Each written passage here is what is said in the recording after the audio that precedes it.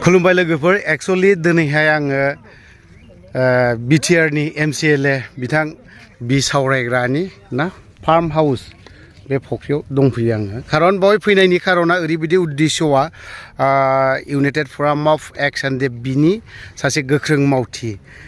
दिनैहाय मोनसे सार्टिफिकेट राननाय जादों बिथांनि न'आवनो जिहेतु आसाम स्टेट गभर्नमेन्टआ दाखालि 2% साख्रिनि बाथ्रा ना बे बाथ्राखौ लानानै दिनैहाय सार्टिफिकेट मोनसे होनाय जादों तो दिनैहाय इउनाइटेड फरामनि आंगिरि नायस्रां औवारि बिथाङा मा खेंफोरथि होदों नैबे सार्टिफिकेटखौ लानानै इयुनाव मा जाहैगोन जोंनो मानो थाखाय गोनांथि बे सार्टिफिकेटखौ ना बेखौ दिनैहाय बिथां नायस्रां औवारिया मा खेंफोरथि होदों जों फै दान्दिसे खोनासंनानै लानि दिनै क'क्राझार डिस्ट्रिक्टनिखौ राननाय जादों गाबोनहाय चिरां डिस्ट्रिक्टनिखौ राननाय जागोन लोगोसे जायफ्रा एक्स एनडिएफबिनि सेंग्राफोर बिथांमोना जुदि नैबे सार्टिफिकेटखौ जुदि लांनो फैयोब्ला आखायाव 500 रांखौ लाना फैफानाया मोजां खारन नैबे 500 रां लानायनि खारनाबो खारन दं खारनाखौ आङो जोबथारनायाव खोन्थानानै होगोन तो जों नैबे नायस्रां औवारिनि माखिनि खेंफोरथि होदों बेखौ जों दान्दिसे खोनासंनानै लादिनि आसा दिनैनि नैबे मा होनो फर्मार एक्स एनडिएफबिफोरनि जे मोनसे आसाम सरकार भारत सरकारा जोंनो मोनसे आसाम पुलिसनि मोनसे जब 2%नि जे मोनसे जोंनो बिटिआर सरकारनिफ्राय सासे मा होनो बेखौ अथरिटि बा सरकाराव थानाय सासे अथरिटिनि फर्मार एक्स एनडिएफबिनि बेवहाय सार्टिफिकेट बानायनानै बिथांनि सिगनेचार लानानै दिनै आसाम सरकार भारत सरकार खावलायनाय बादिनो दिनै बेवहाय आसाम पुलिस माने रिक्रुट खालामनो थाखाय 15 तारिखनिफ्राय अनलाइन खालामनो थाखाय बेखौ मोनसे एनडिएफबिनि जे मानसि केडार नंना नङा बेखौ सार्टिफाइ होनो थाखाय नैबे एनडिएफबिनि मोनसे एक्स एनडिएफबिनि मोनसे सार्टिफिकेट बा सार्टिफाइ कार्ड बेखौ होनाय जादों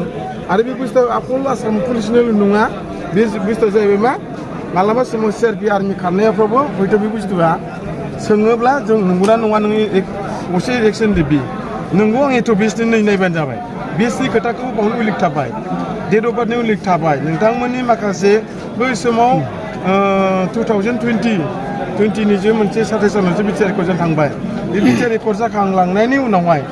एमअसआव लिरजानाय बायदिनो जोंहा जे एक्स एनडिएफबिफ्रा मोनसे 9.2 आरो 4 क्लसनि जुदि लिरजानाय बेबायदिनो दिनै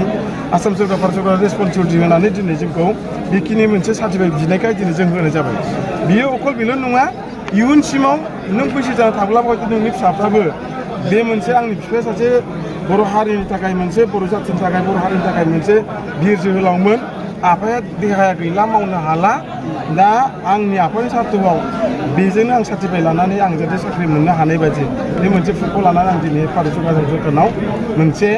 बिसास आरो फोथायनो थाखाय मोनसे कार्ड लाना फैदों बेखौ जों आसा मिजिंथिदों भारत सरकार आसाम सरकारा बेखौ रेसपन्ड होगोन सनमान होगोन ओंखायनो दिनै सासे बिटिआर सरकाराव थानाय मानगोनां बि सावरायग्रा बिथांनि आसाम पुलिसनिफ्राय मा होनो इन्टेलिजेन्स ब्रान्चनिफ्राय बा एसबिएनिफ्राय हरजानाय हिरेनार सारनि खावलाय हरनाय बायदिनो बेवहाय सासे अथरिटिनि सहि नांगौ बायदिखाय बि सावरायग्रा सारनि सिगनेचारखौ लानानै बा सिगनेचारखौ लानानै दिनै गासैबो फर्मार एक्स एनडिएफबिनो बेखौहाय हरनाय जाबाय जाहाथे बेजोंनो बे कार्डजोंनो इयुनावहाय मोजां मोनसे सुबिदा खाबु मोनहैथों आरो भारत सरकारा बेखौ जेरै गावसोर थोननाय बायदिनो जाहाथे बेखौहाय जाहाथे सनमान आरो अनार होथों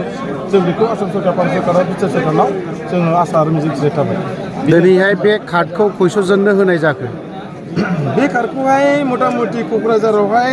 क'क्राझार जिल्ला हिसाबै दिनै गिबि खेब होनाय जाबाय बे क'क्राझार जिल्लायाव दिनै गिबि खेब हिसाबै जोंहाथ' फ्लेक्सन हिसाबै जेनेबा हमना ला फि हिसाबै जोंनि क'क्राझाराव गैयाब्लाबो 500-600 दङ बिनिफ्राय दि फ्लेक्सनखौथ' जों लाथ'ला बे एखेयानोखा जोंहा फि हिसाबै थांबाय जों मोननैजों 600-700 दंखायो 1000सो दंखायो माखासे मिलिशिया आरो माखासे सिनियर केडार्सफ्रा रिहेबिलिटेसन मोनजोबाखै बा चेक मोनाखै दा बे खेत्रआवहाय दिनै जोंनिफ्राय बेसेबां दङ बेनिफ्राय आरडि ग्रुपनिफ्रायबो गैयाब्लाबो क'क्राझार जिल्ला हिसाबैथ' 400-500 थानो हागौ बेनिफ्राय एस ग्रुप हिसाबै बिथांमोनहाबो एसे गोबां दङ गैयाब्लाबो क'क्राझार हिसाबै बिथांमोननिया हयथ' 2000 एबभ जाहैनो हागौ दा बेखिनिखौ लानानै गैयाबाबो 4000 सामथिं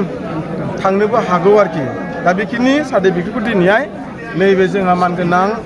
मा होनो बि सावरायग्रानि मोनसे फार्म हाउसआवहाय दिनै बेखौहाय होनाय जादों बेखिनियानो आरो